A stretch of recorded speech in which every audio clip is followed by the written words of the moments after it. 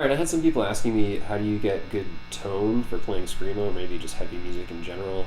And I think there are four pillars that you can pay attention to. The first one being your guitar, right? Like you probably have knobs on it. When you got it, you probably want to switch them around a little bit and see what things sound like when you play with different settings. You know, on this guitar, I know that I kind of can roll off the highs on this cupcake knob. I know that I can select my pickups as long as this switches forward this way. I can select my pickups with this switch. There are 6 positions. And I probably want that to be in the bridge position for heavier music. That's pretty standard. You can play it with a different setting if you want. But yeah, a lot of people go with bridge. This guitar also has like every pickup on switch that you can throw right here. So, you know, for me, I'm probably going with bridge pickup. You know, everything else just cranks all the way up. The next step in my whole setup would probably be my pedal chain, right? And with my pedal chain and my amp, which are the second and third pillars of good tone, you know, I'm probably going to want to do my best to make sure that everything is at a level where I'm getting a sound that I like, but the gain is rolled back as much as possible. You don't want tons of gain. You know, you want to adjust how loud something is or how present it is in the mix on your pedal board at the volume level, the volume output level, if possible, and avoid putting too much of it in your gain specifically. And the reason being is as you increase the gain, you're going to dirty your sound more and more, and you're going to introduce lots of what they call destructive interference, which is basically where, you know, frequencies that are really close together are canceling out each other, and you don't get as much solid resolution in your tone. So if you want things to sound a little bit more clear, it's good to avoid using too much gain at either of those stages. You know, set the gain as low as you can get it while still having really good kind of crunch or whatever you're going for, and then turn the volume up to the point where it sounds loud enough where you can be heard in the space. So those are the like second and third pillars of the tone setup situation. Once you have that all going, like the one thing that you're really going to want to be paying attention to, and I think it's probably even most critical, is your hands, which is the fourth pillar of good tone. I've been seeing comments like, can you send us tabs so we can learn how to play these like parts that you're writing? I'm just making up those parts on the spot. I don't really feel like going back and tabbing them out, but also like it's not so much about playing the right frets so much as it is about making sure that you're applying the right pressure, and also like making sure that you have good attack with your right hand. You almost want kind of like a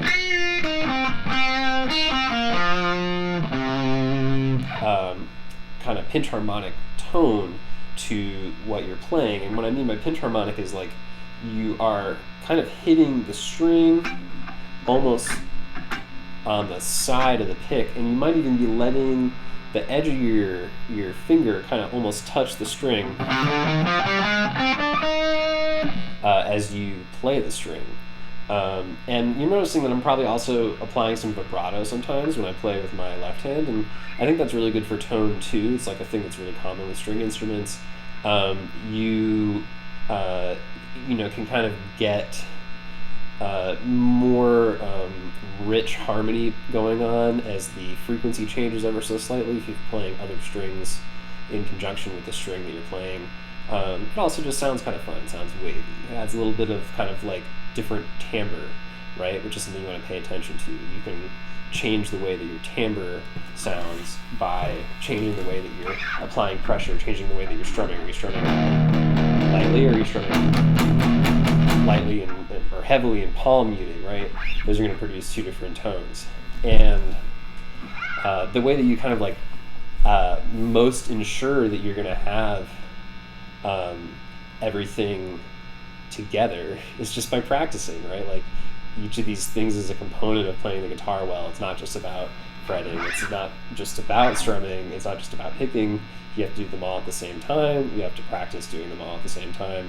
And you have to practice trying different stuff, right? Like, you know, if you're playing a lot of like finger style, I don't know, and just not even thinking about the pick, you might be time to start using that plectrum more frequently. And in terms of like, one thing I want to mention before like I fully close this out would be to say like, you don't necessarily need the best setup to do any of this stuff. You probably want a low action guitar and you want something that can make noise without like having tons of problems. Maybe occasional problem is good because you learn how to fix something, but it's not like super critical for the guitar to be like in perfect working order, or have like lots of different functionalities and like switches and knobs that you can mess around with. I wouldn't worry about that as much. It's even okay if it's not set up perfectly, because I'll tell you a dirty little secret, like a lot of people in post-hardcore and Screamo don't use guitars that are really set up properly. I think of like At the Drive-In as a classic example. Like, dude's guitar, he's got it switched over from the wrong side, and he never even bothered to like reset the bridge or anything. So all the strings are not intonated properly. Like everything sounds kind of out of tune. Lots of people have talked about this. Like being a little out of tune is going to make your tone actually sound way better because it gives you that sort of like angular, harsher vibe. And that definitely makes things a little bit more intense. Like so much of what you hear on a lot of Screamo records in terms of like what makes it seem really heavy is just like lots of destructive interference that's happening because maybe occasionally someone's overstrumming, or there's just kind of like a lot of room noise in the recording or something like that.